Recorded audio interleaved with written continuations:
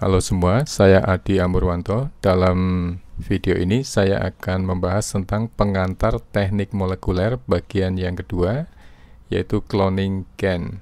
Sedangkan topik yang akan dibahas adalah 1. Vektor cloning, 2. Vektor plasmid, 3. Linkers, 4.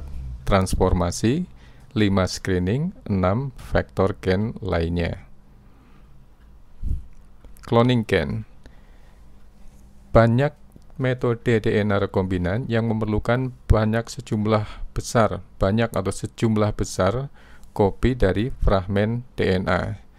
Jadi kebutuhan akan fragmen DNA yang spesifik atau yang tertentu atau yang khusus itu sangat banyak untuk metode rekombinan DNA. Salah satu cara untuk mengamplifikasi atau menggandakan bagian dari DNA yang tertentu itu adalah dengan cara menempatkan fragmen DNA yang tertentu itu ditempatkan di dalam sel bakteri dan kemudian membiarkan sel-sel bakteri untuk mereplikasi DNA-nya, termasuk fragmen yang dimasukkan ke dalam bakteri tersebut. Nah, prosedur ini disebut cloning gen. Kenapa namanya cloning gen?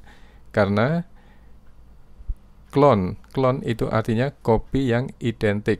Jadi menggandakan, memperbanyak atau membuat kopi yang identik dari DNA original atau DNA asalnya yang dihasilkan. Jadi sama dengan DNA asalnya. Jadi DNA yang dihasilkan sama dengan DNA yang asalnya. Kemudian bagian yang pertama akan kita bahas adalah vektor cloning. Ini molekul vektor cloning itu adalah molekul DNA yang stabil dan bisa mereplikasi. Fragmen DNA asing bisa disisipkan ke dalam vektor dan dimasukkan ke dalam sel. Nah, 3 sifat penting yang harus dimiliki vektor cloning. Yang pertama adalah memiliki titik asal replikasi atau origin of replication. Yang kedua, marka atau penanda. Jadi vektor itu harus memiliki marka atau penanda untuk dapat diseleksi, supaya bisa diseleksi. Kemudian, memiliki 1 atau lebih sisi restriksi yang unik ya. Yang unik artinya tidak banyak. Kemudian bagian yang kedua adalah vektor plasmid. Apa yang dimaksud dengan plasmid? Plasmid itu adalah molekul DNA sirkuler. Ini terdapat secara alamiah di bakteri. Biasa digunakan sebagai vektor untuk cloning fragmen DNA pada bakteri. Ini telah dikonstruksi dari plasmid bakteri yang lebih besar dan memiliki banyak sisi restriksi, titik asal replikasi, dan marka yang dapat diseleksi. Jadi secara umum, plasmid itu adalah molekul DNA sirkuler yang ada pada bakteri. Secara alamiah ada pada bakteri. Dan sekarang ini plasmid telah direkonstruksi itu maksudnya sudah dibuat sedemikian rupa sehingga nanti akan memiliki banyak sisi restriksi, ada titik asal replikasi, dan diberi penanda-penanda untuk dapat diseleksi. Jadi sudah dimodifikasi untuk yang digunakan dalam teknologi DNA rekombinan. Nah, kita lihat di gambar ini adalah plasmid PUC19 atau PUC19. Jadi PUC19 atau plasmid ini adalah merupakan vektor cloning yang tipikal atau umum ya. Umumnya vektor cloning ya seperti ini ya. Mengandung klaster dari sisi restriksi yang unik. Jadi sisi restriksi maksudnya tempat untuk pemotongan oleh enzim restriksi ya. Jadi lihat itu yang ada panah-panah merah itu ya. Itu ada beberapa enzim restriksi yang bisa memotong di tempat-tempat tersebut yang spesifik. Jadi enzim restriksi tertentu di tempat yang tertentu. Kemudian juga memiliki titik asal replikasi atau origin of replication atau ORI. Dan di sini di plasmid ini juga memiliki dua penanda ya. Dua macam penanda, yaitu penanda yang pertama itu gen untuk resistensi terhadap ampicillin, dan kemudian juga memiliki penanda gen untuk lacZ ya. Nanti kita akan bahas itu, lacZ itu apa. Pada saat kita membahas operon laktosa, mungkin masih ingat saudara ada lacZ ya, gen lacZ yang menyandi untuk beta galaktosidase.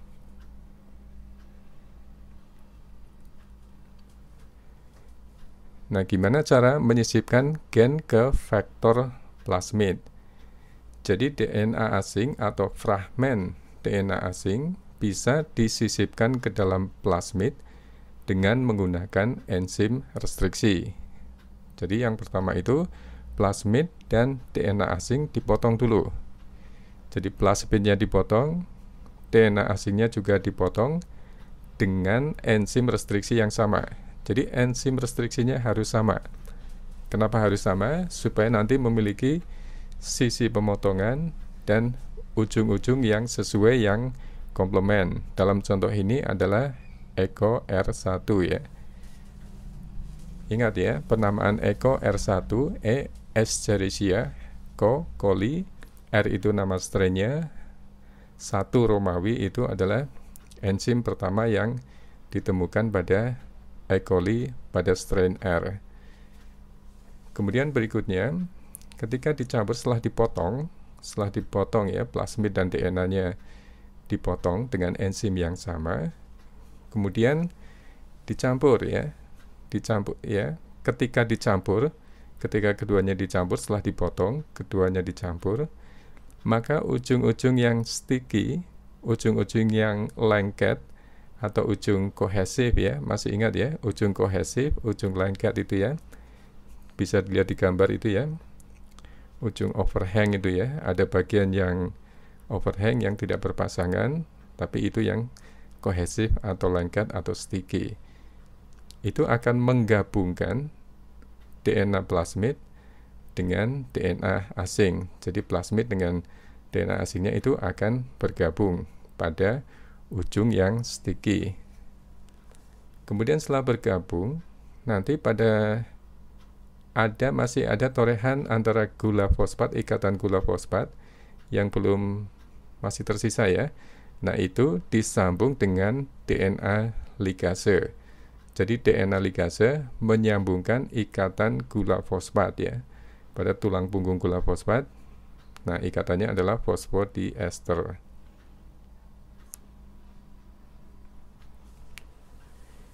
Kemudian yang ketiga, linkers. Linkers ini fragmen DNA sintetik yang kecil. Jadi kadang-kadang sisi restriksi itu tidak tersedia pada sisi di mana DNA perlu dipotong ya. Tidak ada itu ya. Jadi dalam kasus ini, sisi restriksi dapat dibuat. Jadi kalau pada DNA itu tidak ada tempat atau sisi untuk restriksi untuk dipotong, nah itu bisa dibuat. Caranya dengan menggunakan linkers. Linkers itu fragmen DNA sintetik atau DNA buatan yang kecil. Ini mengandung satu atau lebih sisi restriksi. Jadi ada satu atau lebih sisi restriksi, kemudian linkers ini dapat ditempelkan pada ujung-ujung setiap fragmen DNA. Ya, ditempelkan pada ujung-ujung setiap fragmen DNA, kemudian dipotong dengan enzim restriksi untuk menghasilkan ujung lengket yang komplement dengan ujung lengket pada plasmid. Berikutnya transformasi. Jadi ketika suatu gen diletakkan di dalam plasmid, jadi suatu gen asing disisipkan ke dalam plasmid, plasmid harus dimasukkan ke dalam sel bakteri. Jadi setelah plasmid berisi gen asing, nah plasmid harus dimasukkan ke sel bakteri. Nah, cara ini untuk memasukkan ke dalam sel bakteri itu Caranya adalah dengan transformasi, di mana sel-sel bakteri, jadi maksudnya transformasi adalah sel-sel bakteri akan menyerap DNA dari lingkungan eksternalnya. Jadi itu yang namanya transformasi. Jadi plasmid bakteri, sel-sel bakteri menyerap DNA yang ada di lingkungannya itu ya. Itu transformasi. Beberapa tipe sel-sel bisa melakukan transformasi itu secara alamiah. Tetapi sel-sel lainnya, sel-sel bakteri lainnya itu harus diberi perlakuan, tidak bisa secara alamiah, tapi harus diberi perlakuan dengan secara kimiawi atau secara fisik sebelum bisa melakukan transformasi. Di dalam sel, nah setelah masuk ke dalam sel, jadi plasmid yang mengandung DNA asing itu setelah masuk ke dalam sel melalui transformasi, itu akan mereplikasi dan mengganda.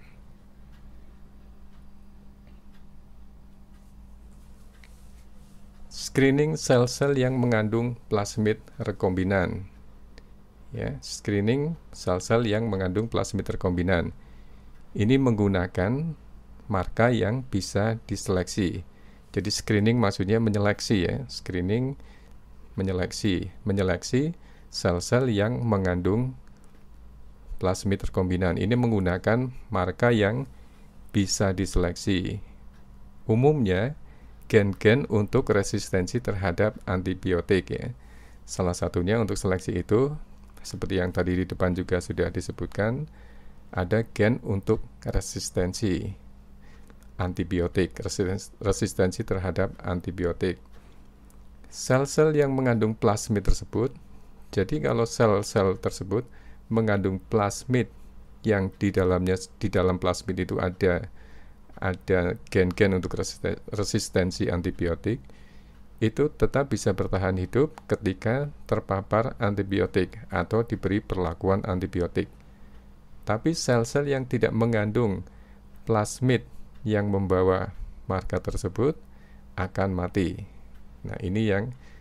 Prinsip ini, perbedaan ini yang digunakan untuk menyeleksi atau melakukan screening, mana yang mengandung plasmid rekombinan, mana yang tidak.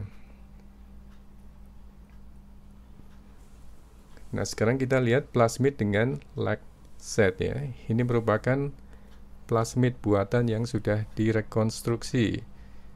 Jadi direkonstruksi karena plasmid ini sekarang sudah mengandung gen-gen untuk resistensi terhadap ampicillin, antibiotik ampicillin, itu kodenya AMPR.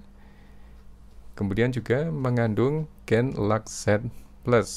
LacZ+. Plus itu berarti tipe liarnya ya. Artinya bisa memproduksi beta-galaktosidase. Jadi plasmid ini memiliki marka atau penanda AMPR dan LacZ+. Nah, ini ya plasmid dengan LacZ+. Jadi ini walaupun dalam konteks yang sekarang ini, walaupun ini sudah mendapatkan tambahan gen-gen lainnya, tapi ini dianggap sebagai original plasmid buatan ya.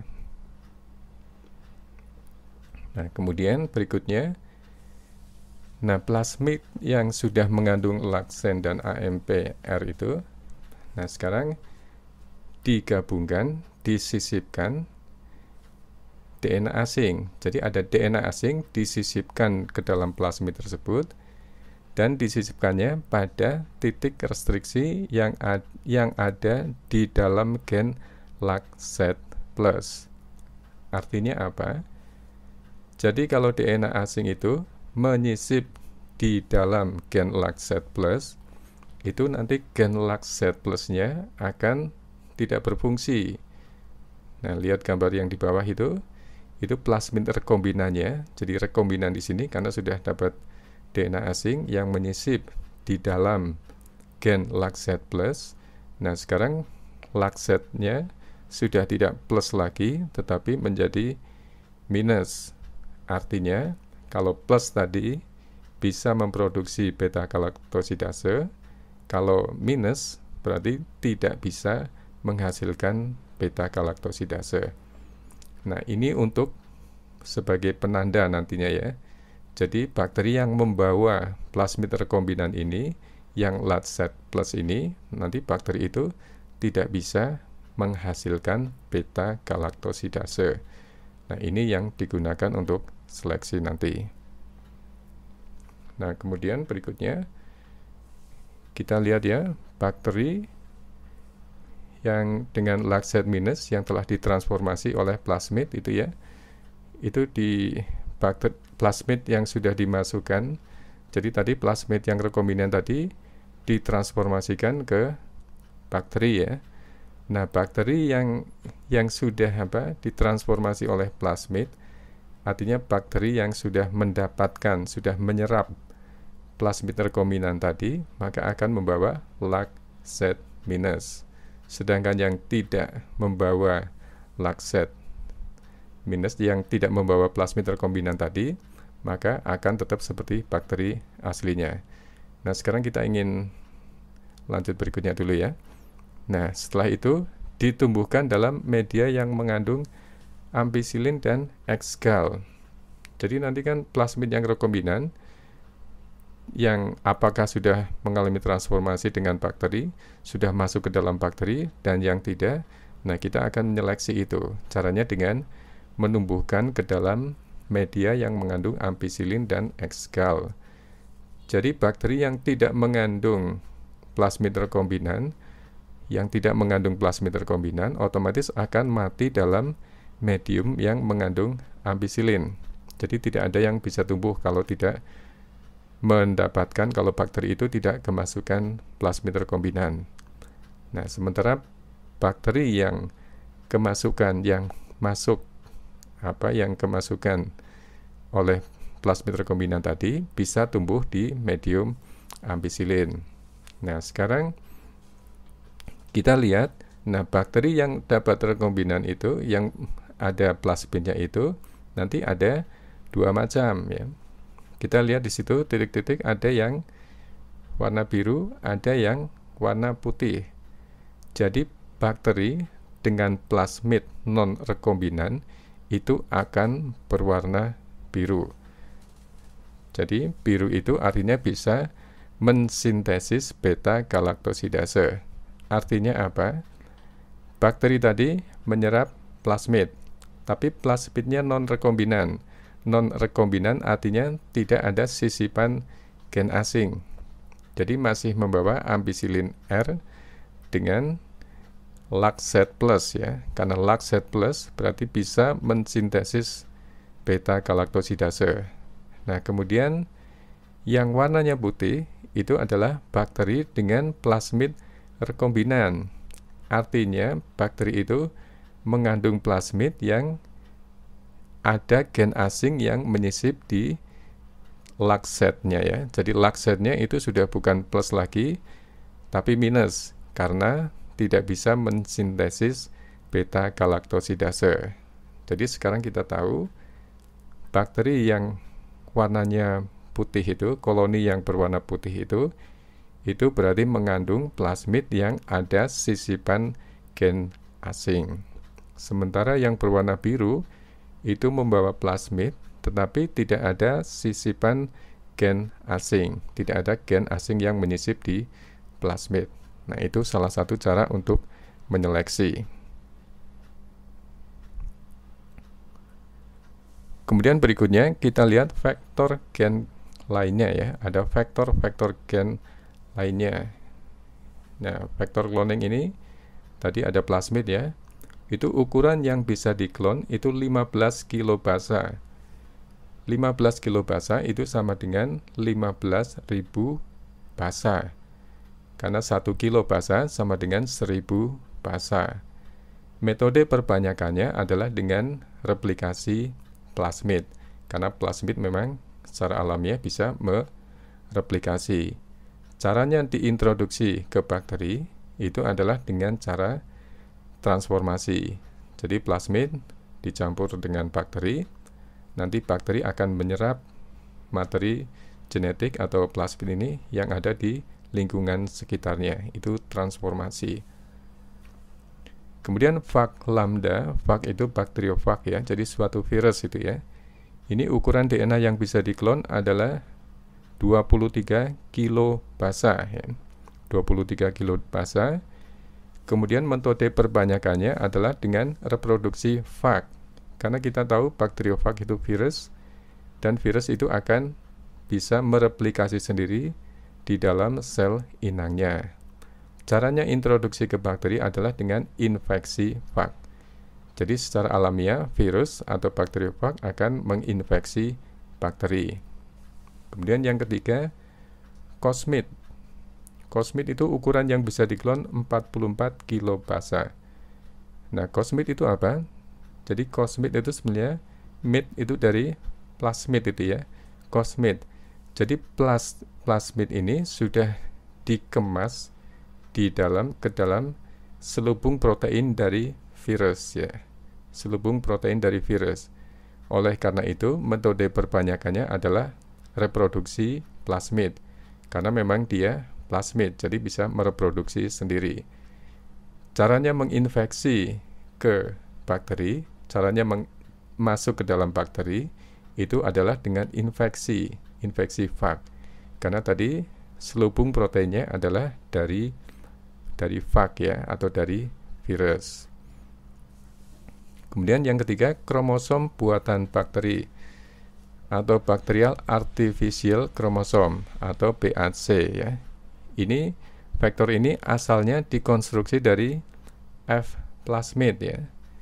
Asalnya dari F plasmid ya. F itu dari kata fertility. Jadi ini spesial atau plasmid yang khusus yang mengontrol perkawinan dan mentransfer materi genetik pada beberapa bakteri. Ini bisa besar sekali, ukuran DNA yang bisa diklon sampai 300 kilobasa. Metode perbanyakannya, karena ini plasmid, jadi reproduksinya plasmid. Introduksi ke bakteri adalah dengan elektroforasi.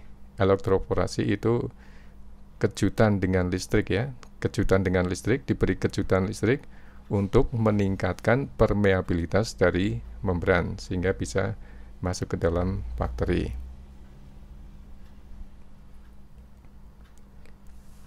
Nah, kemudian untuk menjamin bahwa setelah plasmid masuk ke dalam bakteri, untuk menjamin atau meyakinkan bahwa nanti akan terjadi transkripsi dan translasi, jadi gen asing harus disisipkan ke dalam vektor ekspresi. Jadi ada gen-gen asing yang dimasukkan ke dalam vektor ekspresi. Dalam contoh ini adalah contoh vektor ekspresi dari E. coli ya, dari Escherichia coli. Jadi di sini ada sekuen operon. Masih ingat ya waktu kita membahas operon itu ya. Jadi operon itu suatu unit transkripsi gitu ya, suatu unit transkripsi yang terdiri dari promotor, operator, dan gen-gen struktural. Nah itu ya, untuk meyakinkan bahwa nanti akan terjadi transkripsi dan translasi harus ada sekuen operon, termasuk ada promotor, operator, gen-gen struktural. Juga ada sisi penempelan ribosom. Kemudian itu ada titik-titik restriksi, ada sequence terminasi transkripsi, ya, ditambahi sequence terminasi transkripsi. Nah, kemudian di luar operon, masih ingat ada sequence regulator atau daerah pengatur ya. Daerah pengatur ini mengandung gen-gen yang menyandi represor ya. Nah, represor ini yang masih ingat, represor akan gen-gen represor akan menghasilkan represor, suatu protein yang akan menempel di operator yang akan mengatur ya. Kalau menempel berarti tidak ada transkripsi, kalau lepas berarti ada transkripsi. Nah, kemudian ada ORI ya. ORI ya, original of replication ya. Origin of replication atau titik asal replikasi.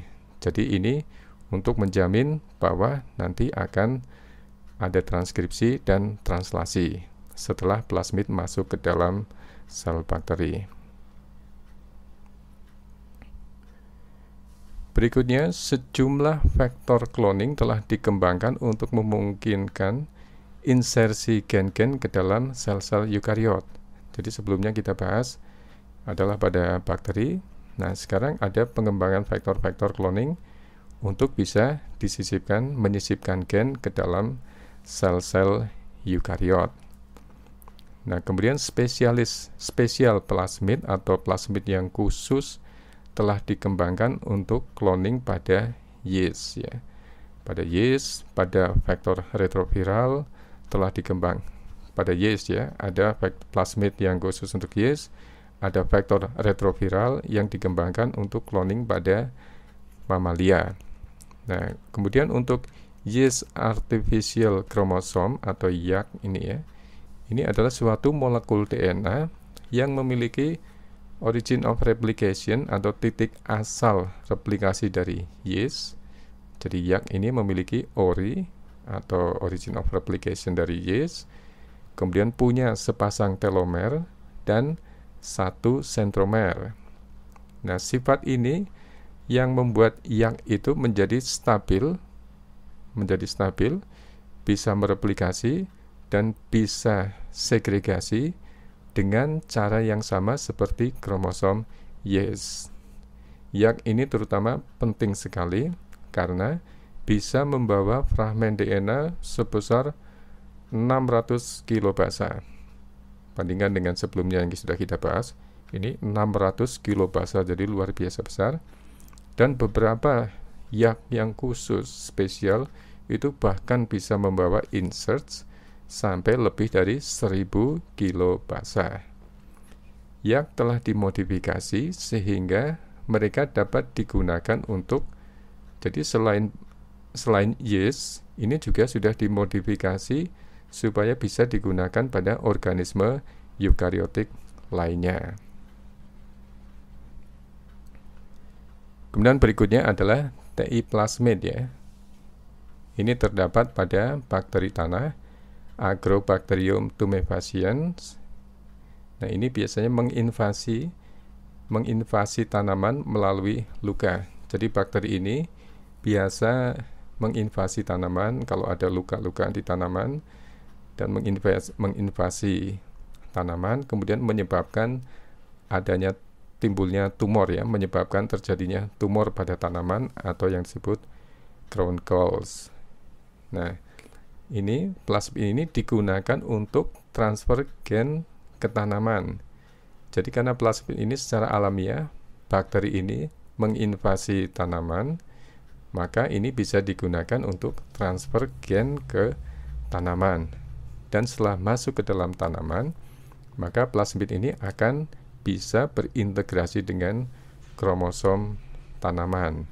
Nah, kemudian setelah berintegrasi, nanti bisa ditranskripsi, ditranslasi untuk menghasilkan enzim-enzim yang diperlukan untuk mendukung kehidupan dari bakteri tanah ini. Baik, dengan demikian kita akhiri pembahasan kita tentang pengantar teknik molekuler bagian yang kedua. Semoga topik ini menambah wawasan saudara. Jika ada yang masih kurang paham, silahkan diulang dan direview sampai saudara benar-benar paham. Tetap semangat dan fokus dalam belajar. Terima kasih.